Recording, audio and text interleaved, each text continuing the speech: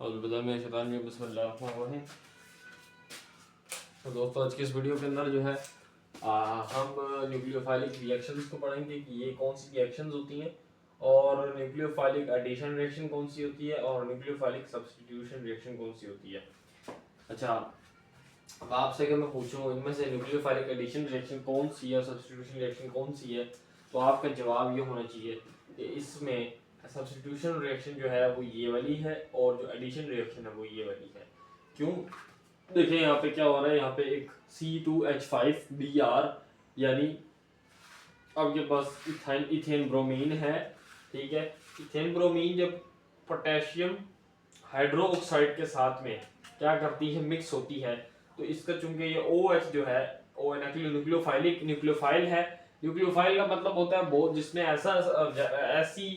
ऐसा कंपाउंड जिसके पास इलेक्ट्रॉन बहुत ज्यादा हाई हो। तो देखें OH में काफी ज्यादा हाई इलेक्ट्रॉन है, नेगेटिव साइन शो करता है, इट इज न्यूक्लियोफाइल। तो ये न्यूक्लियोफाइल है, ये पॉजिटिव है, वो नेगेटिव है। तो ये Br को क्या करेगा, सब्स्टिट्यूट कर देगा, निकालेगा और इसकी जगह ले लेगा और ये इसकी जगह आ जाएगा, ठीक है। So it will form C2H5OH और ये बन जाएगा आपके पास KBr, ठीक है, ये इसकी जगह ले लेगा। तो इस तरह से जो इसकी जगह सब्स्टिट्यूट की इसने, इसे कहते हैं आपके पास न्यूक्लियोफाइलिक सब्स्टिट्यूशन रिएक्शन, ठीक है। और ये एडिशन रिएक्शन कैसी है कि जैसे CH3CHO ये एक एसिटल्डिहाइड है, जब ये कार्बोनाइल कंपाउंड के साथ जब आप HCN यानी जो कि अगेन क्या आ गया नेगेटिव साइन की वजह से न्यूक्लियोफाइल, तो जब ये अगेन ऐड होगा तो ये क्या करेगा, इसके बॉन्ड्स को आपस में तोड़ देगा, जिसकी वजह से क्या होगा, ब्रेक द पाई बॉन्ड्स, ठीक है। ये इस तरीके से बन जाएगा, OH अलग हो जाएगा इसके अंदर से, ठीक है, और इस तरीके से साइनाइड ग्रुप अलग हो जाएगा और CH3 यानी मिथाइल और CH hydrocarbon OH into cyanide बन जाएगा, ठीक है।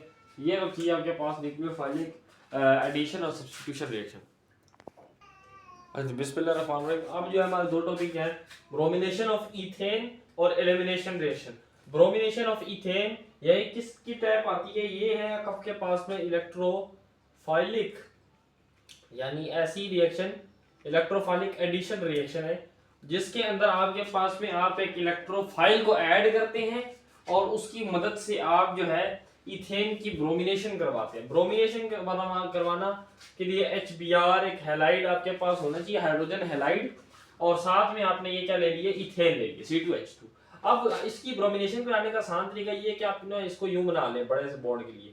तो ये इथेन है नॉर्मल, तो इसको यूं करके, बल्कि ये इथेन है कि इथीन है, सॉरी ये ए नहीं है, ये इथीन है, ठीक है, क्योंकि C2H2 है इज इथीन, ठीक है।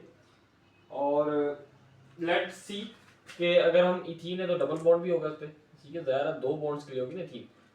फिर यहाँ पे हम ऐड करते हैं। अब यहाँ पे देखें कितने, वैसे तो एक ये हाइड्रोजन लगा हुआ है, एक ये हाइड्रोजन लगा हुआ है, एक ये हाइड्रोजन लगा हुआ है, सॉरी ये आपके पास में कितने, इस पे सिर्फ दो हाइड्रोजन लगे हुए ना H2 के साथ में।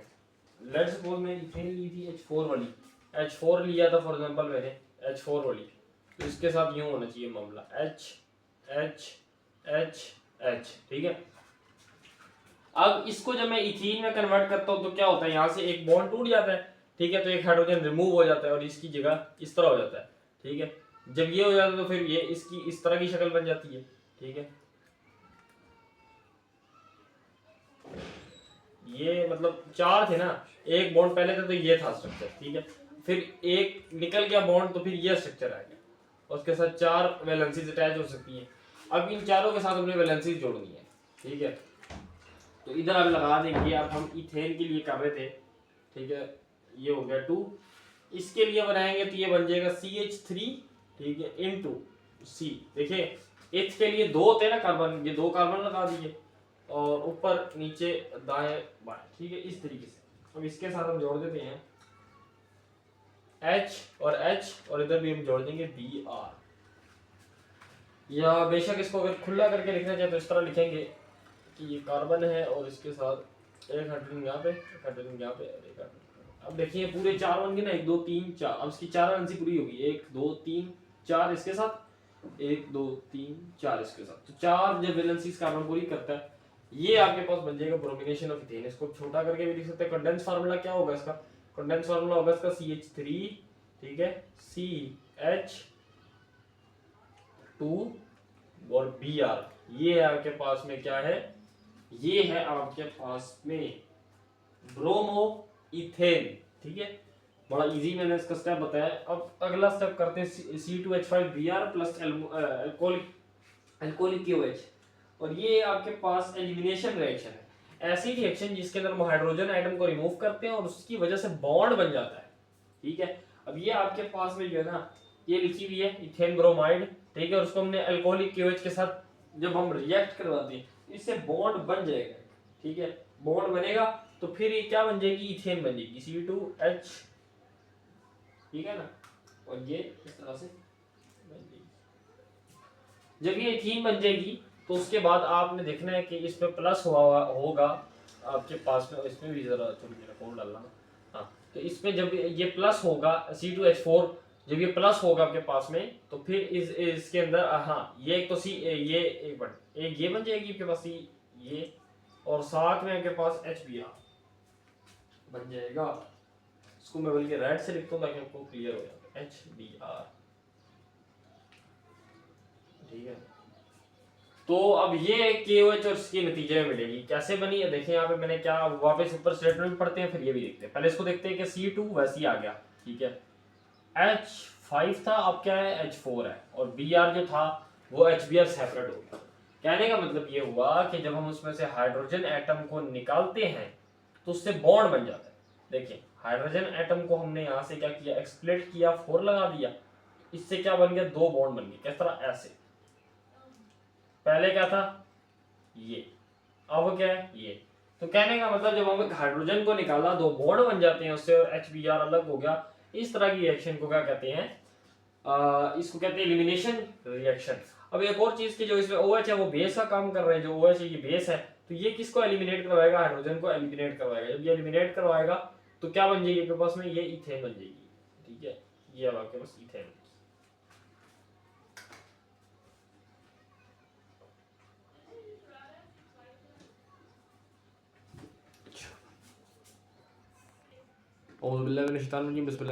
अच्छा अब देखते हैं ये फर्दर रिएक्शन चैप्टर 15 के अंदर दी हुई है, जो बहुत इंपॉर्टेंट रिएक्शन, ये पेपर में लाजमी 1 मिनट में से 1-2 आ जाती है। पहली रिएक्शन जो है ना, इसको कहते हैं हाइड्रोलाइसिस। हाइड्रोलाइसिस ये वो रिएक्शन होती है जिसमें आप एक कंपाउंड को रिएक्ट करवाते हैं पानी के साथ और उसकी वजह से, पानी की वजह से ये कंपाउंड आगे बन जाता है। अच्छा, तो यहाँ पे आपको नजर आ रहा है एक मिथाइल एसीटेट बनाई हुई है, CH3OOCH3। इसको जब हम इसे मिथाइल एसीटेट कहते हैं, क्योंकि देखिए इसमें एसीटेट का फार्मूला भी आ रहा है COCH3 वाला, ठीक है, तो फिर हम इसको जब पानी के साथ मिलाते हैं तो ये एसिटिक एसिड बनाता है। कौन सा एसिड बनाता है, एसिटिक एसिड, ठीक है, या इसे इथेनोइक एसिड भी कहते हैं। और साथ में ये आपके पास मिथाइल, ये आपके पास मिथाइल हाइड्रोक्साइड बनाता है। ठीक है, तो जब ये 2 चीजें आपके पास बन जाएगी तो ये होगी हाइड्रोलिसिस। देखिए इसमें हमने पानी का इस्तेमाल करके ये दोनों चीजें बनाई। आगे है आपके पास एस्टरिफिकेशन। एस्टरिफिकेशन ऐसी प्रोसेस होती है जब एक एथेनॉल यानी एक अल्कोहल आपके पास में किसी एसिड के साथ रिएक्ट करती है। एक अल्कोहल यानी ये देखिए ethanol reacts with an acetic acid to produce C6H5OCOCH3, ठीक है, तो इससे ये प्रोड्यूस हो जाता है, ठीक है, और साथ में पानी रिलीज हो जाता है। लेकिन इसमें ऐसी रिएक्शन होती है, कंडेंसेशन रिएक्शंस कहते हैं, जिसके अंदर आपके पास में कंडेंस करवा रहे होते हैं किसी चीज को हम पानी के खोए बगैर। ठीक है, तो इसमें देखे पानी लॉस नहीं हुआ, ठीक है, देखिए उसमें लॉस हो गया ना पानी, इसमें पानी लॉस नहीं हुआ, देखिए पानी आपके पास बाय प्रोडक्ट आ गया। ठीक है, आगे देखते हैं। अब अगली रिएक्शन को कहते हैं ऑक्सीडेशन रिएक्शन। ये तो आपने 12th क्लास में भी पढ़ लेनी है आगे जाके, लेकिन इसको यहाँ पे थोड़ा सा डिटेल में डिस्कस नहीं करना, थोड़ा सी करना है कि जैसे आपके पास में एथेनॉल है CH3CH2OH, OH जहाँ पे भी आएगा वो क्या है, एथेनॉल। तो वो एथेनॉल को अगर हम एसिटिक एसिड के साथ, सॉरी एथेनॉल की ऑक्सीडाइज करवाए एथेनॉल को, तो वो देखिए CH3, ठीक है, और इसको हम क्या कर देंगे, यहाँ से रिमूव कर देंगे, क्योंकि आपको पता है ना इसको क्या कहते हैं, इलेक्ट्रॉन का लॉस हो जाएगा। इधर से हम इसको रिमूव कर देंगे तो CH3OH, तो ये हो जाएगा एक तरह से CH3COOH, ये वाला फार्मूला आ जाएगा इसके ऊपर। ये क्या बन जाएगा, एथेनॉल से एसिटिक एसिड बन जाएगा। इसके अलावा लास्ट रिएक्शन जैसे कहते हैं रिडक्शन रिएक्शन, और उसमें आप एक एसीटोन लेते हैं CH3COCH3, ठीक है। इस यानी डबल यहाँ पे डाई मिथाइल इसे कीटोन भी कह सकते हैं, लेकिन इसे एसीटोन भी कहते हैं। इसको जब आप लिथियम एल्यूमिनियम हाइड्रेट 4 के साथ में आप इसको रिएक्ट करवाएंगे तो इसकी हो जाएगी रिडक्शन। जब इसकी रिडक्शन हो जाएगी तो ये आइसोप्रोपेनॉल में कन्वर्ट हो जाएगा, जैसे ये लिखा हुआ है CH2CHO CH3 CHO और एंड पे लिखना है आपने HCH3। ठीक है, ये थी आज की रिएक्शंस। मैं बोलता हूँ नेक्स्ट वीडियो में, तो अल्लाह हाफिज़।